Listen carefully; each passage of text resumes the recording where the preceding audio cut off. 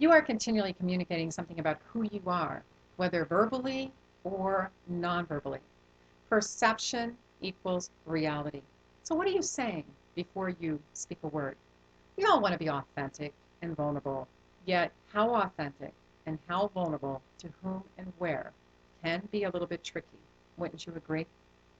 I'd appreciate a brief moment of your time to go through this fun-filled exercise that will really help you see yourself, your image from the inside out. We go through this in our interactive seminar, Image from the Inside Out, in more detail, but you will learn a lot in this brief moment that we have together that will assist you with your personal brand. So, you know what? It's a lot of fun. It doesn't really take any thinking, if any at all. So, and it's all for you. It's not really to be shared with others if you don't really want to. So, what three words first come to your mind when I ask you to define you? First three words could be words like extrovert, introvert, smart, intelligent, humorous, self-assured, self-confident, any three words. What three words come to your mind? Once you've done that, set that aside and don't share those words with anyone else. Now go to three other people. They could be people that you're really close with. They could be people you're casual friends with. Business associates, maybe your mom, your dad, siblings, someone who knows you for many, many years who lives down the street. Doesn't matter, the three people. It's kind of fun. Ask them that same question.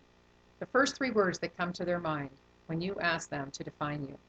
And sometimes I'll give you more than three, which is okay. It's kind of the fun of it. Now, the next part's a little bit tricky. I want you to go to three people you've never met before.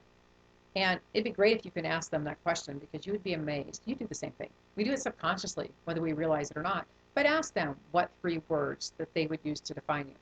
Or if you feel more comfortable, you can start a conversation, whether it be a social gathering or maybe a business networking meeting. And after a conversation, just say, I'm doing this fun little game, this little exercise from this class I took, and I just would like to ask you this question, and ask. Now, once you've done this, though, or if you don't feel comfortable and you just want to have a conversation with someone that you've never met before, look at their body language, maybe the way they communicate and respond to you, and kind of guess as to how you feel or what you feel those three words would be, and write those down. The most important part of this exercise, though, is not to share. So what I mean is you have your definition, and then you go to those three people independently, not as a group, and you ask them, and then three people you've never met before independently, because you don't want any influence. Now, once you've done this, I want you to look at all the definitions. How aligned are they? They not necessarily may be the same, but you may feel that they really truly do define who you are, but just a little bit differently from different people. Also, I want you to see this for a various reason. I'll give you an example of one of our participants in our seminar, and we'll call her Mary. And Mary came up to me afterwards, and she was a little bit concerned, and she said, everybody sees me as the same person. And I said, well, is that bad? And she said, well, no. She says, because, they see me as a soccer mom, and that's okay. And she said, I love my kids, and, that's not a problem. That role is not a problem. She says, but what has me concerned is, she says, I've been going to school, and I've recently graduated, and I'm getting ready to fill out my resumes and go for interviews, and I want to become a paralegal.